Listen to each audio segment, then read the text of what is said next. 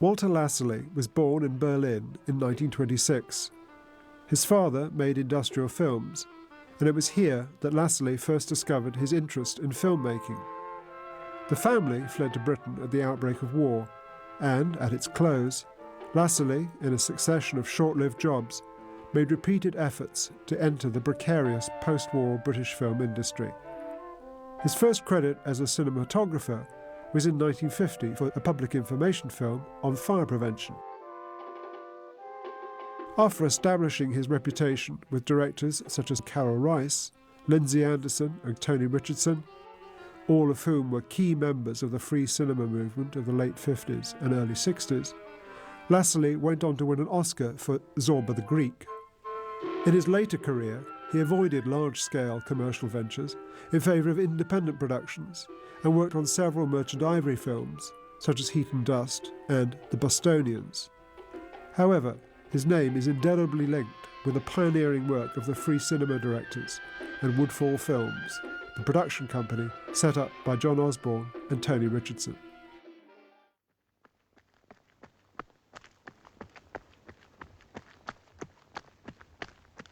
Running's always been a big thing in our family, especially running away from the police. It's hard to understand. All I know is that you've got to run. Run without knowing why, through fields and woods. And the winning post's no end, even though balmy crowds might be cheering the sends daft. That's what the loneliness of the long-distance runner feels like.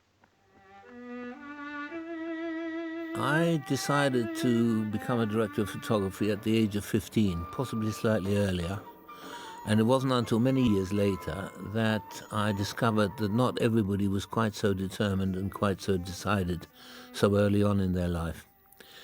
But my father was in a very distant branch of the movie business. He made industrial films and studies in engineering, things like that. And we had an animation bench in our house flat in Berlin, because I grew up in Berlin. And sometimes I was allowed to crank the handle on that, and that's about as far as it went as far as connection with the industry was concerned. But by the time I was 15, we moved to London. We came to England as refugees, and then I lived in a suburb of London, in Richmond. And it was there that I first knew what I wanted to do.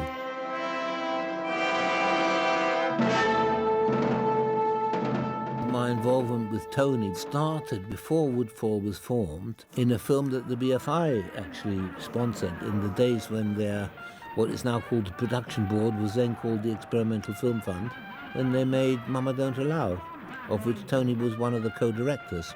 It was co-directed by Tony and Carol Rice, and I was the cameraman, and it was all filmed with a little Bolex, maximum running length 22 seconds, because it was spring wound, and filmed in a then famous jazz club in Wood Green, and became quite a sort of cult film.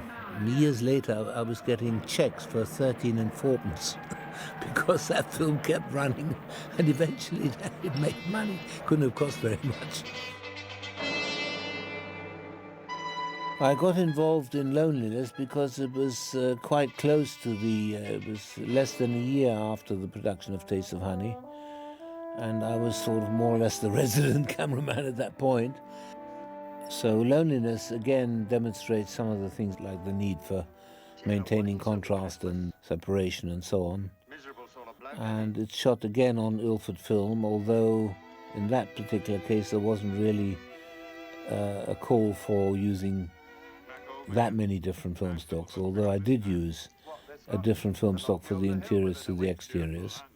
And I believe there are some scenes on the HPS, like the dormitory scene, I think, is on the fast film stock again.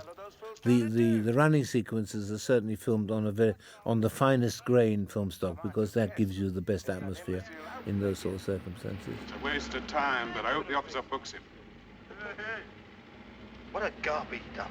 Looks like the bloody place they shut Monte Cristo up in. I tell you what. That was filmed in Epsom, in an ex-NAFI headquarters, I believe it was, now deserted and empty, which they rented for the period, and the vast bulk of the film was filmed there. And the running scenes are filmed nearby in Surrey and Kent.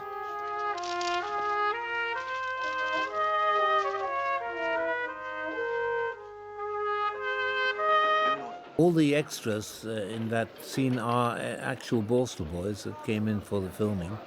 And I remember that they were perpetually hungry whenever we had our lunch. They ate their lunch very fast. And they've watched if anybody else had too much on their plate, and if they would kind of push their plate away and they still had food on it, they said, "Oh, can I have that?"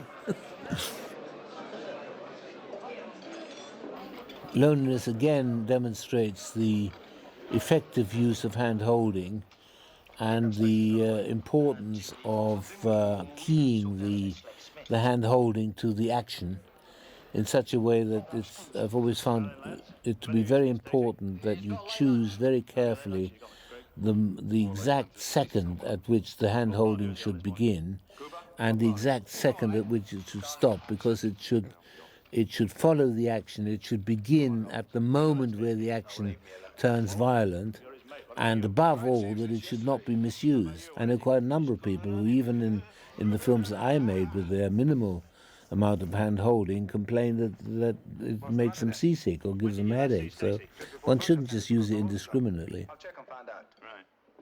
It's lit very generally in order to give the camera the maximum freedom.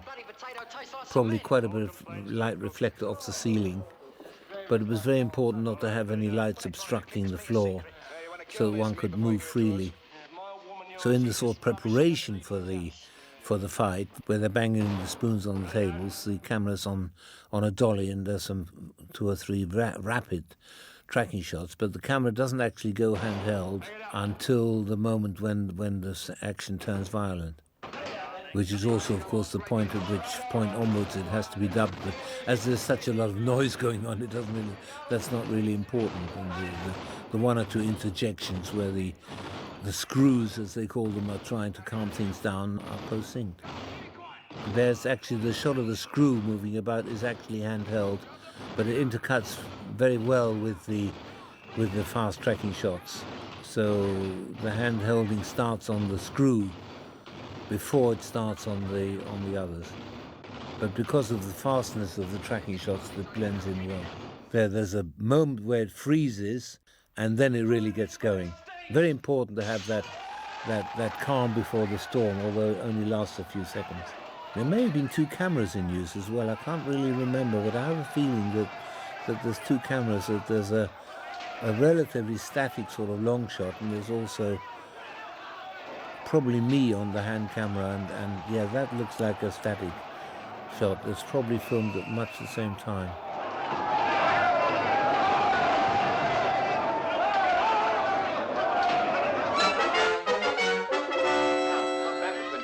There's another interesting technical point here, that the scene when they're watching television in the house, at that time it wasn't very easy to do it with video as they would do it now, and we actually cut a hole in one of the walls, and we had a 16mm projector on the other side, and the television was just a shell with a back projection screen in it, and the image was back projected into the interior of the television set from a 16mm projector.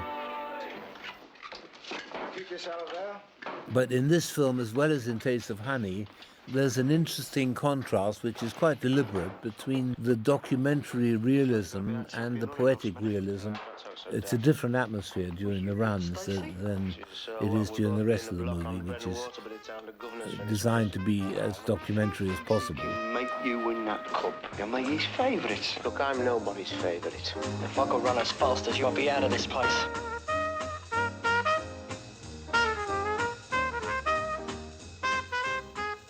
But in the runs, lyrical is the word I was looking for. The lyrical sequences are contrasted with the documentary realism, particularly of the scenes in the workshop where they work on the gas masks and that kind of thing. Makes a good contrast against the lyricism of the running sequences, where I hope, by treating it in that way, that the audience also feels liberated from the claustrophobia of the Borstal.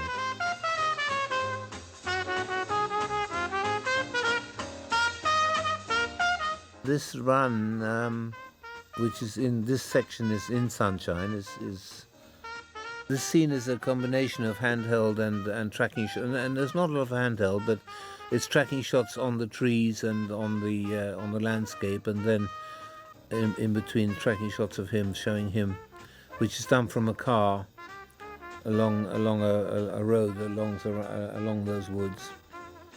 That's rather nice there, where it moves away, the camera moves away, lets him get away. But the other run is a sunrise run, and has a slightly different atmosphere. Like I said, all the bits with the trees, it's all a little bit cribbed from Rashomon.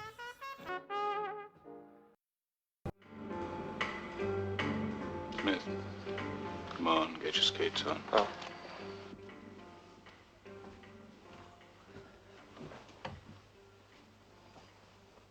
Yeah, this is the scene which, if I remember rightly, is done entirely with daylight and with the lamp fixtures that were actually in that dormitory, with just an additional light for the beginning when he's lying in bed. Also, it was one of those scenes which is tricky in timing, because the camera, once it starts moving, can't stop, and it can't change its pace very much. So the timing has to be completely correct, that just as the camera reaches the final position on the gangway, he actually gets up off the bed and starts moving. Yeah, that's lit with the windows only on the fast film.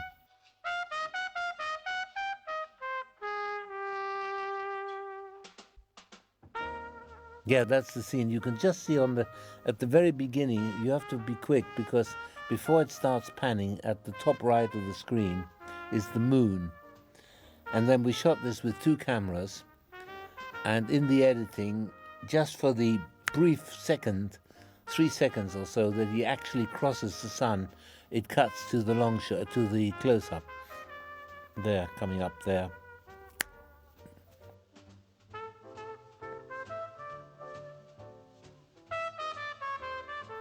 Yeah, that's shot with 2 cameras simultaneously, because it would be very difficult to match that if you did it any other way. And here we made use of depth of field and change of focus. It goes from the trees to him running and back to the trees, and always bearing in mind that you had to have something going for you to maintain the contrast on what is basically a very cloudy, very grey day. So we're playing with water, with the reflections in water, and the blackness of the trees in silhouette.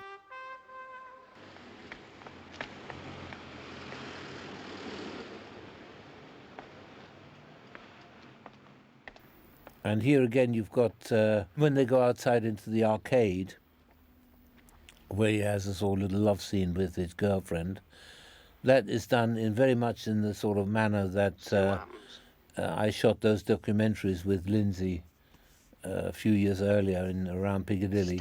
It's just using the light of the windows, the shop window lighting, and using the high-speed film. But this kind of scene where they're in the train, for instance, my documentary experience, of course, was invaluable in shooting that kind of scene, because it's all shot with a couple of small lights, handheld battery lights, that kind of thing. Whereas in many a more conventional movie, you would go to great lengths to have a generator on the train and to light it. But as it's a quick sort of scene and it doesn't have much dialogue, it can be improvised. I never know what happened to Topsy Jane. She sort of disappeared totally after this film.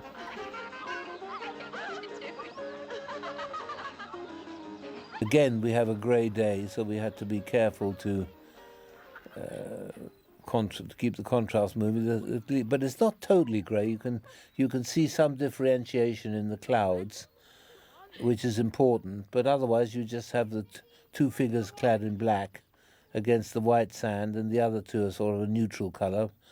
And the sky is kept out. Here's a little bit of hand-holding, which is, in this case, it's simply done to get a scene in the bag without the need to lay tracks and all that, which would be very time-consuming, particularly as there's no access except for 4-wheel drive vehicles. But if you're hand-holding a track shot like this one here of Tom and his girlfriend, as long as you have people to focus on, the audience doesn't notice that the camera shakes quite a lot.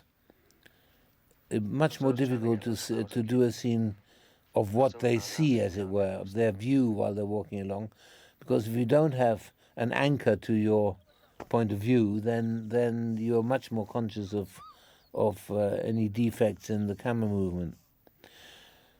But it's become much more accepted now in movies these days. You wouldn't even notice a thing like that. But in those days, there would be lots of technicians of those days who would say that's quite unacceptable. Carl, where are you? Hey! I'm after you.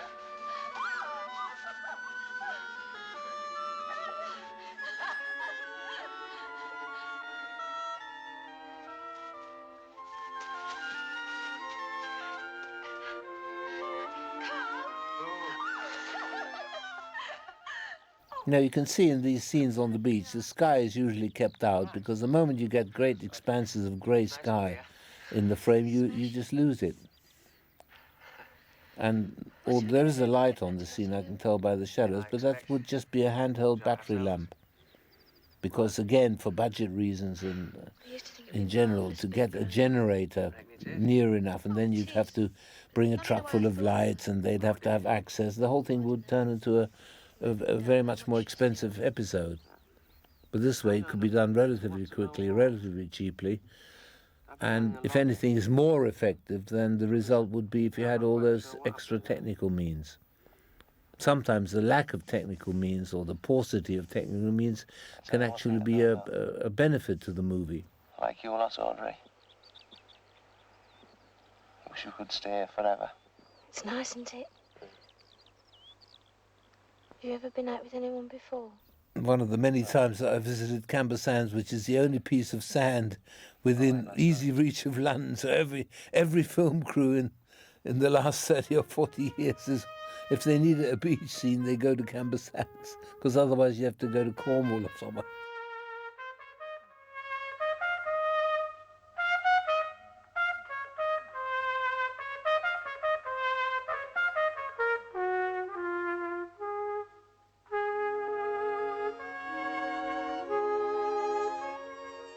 That's a very nice shot there. You just have a modicum of light, but again, you're using water. You're using the fact that the sand is made reflecting by the water, and therefore you can use the people in semi-silhouette, which is an effective way of combating that problem in black and white. It matches up nicely with this one, where the puddles of water give you a sort of a link to the episode, between the two episodes. And the music, I think, is very important in these running episodes, these running scenes. Beautiful.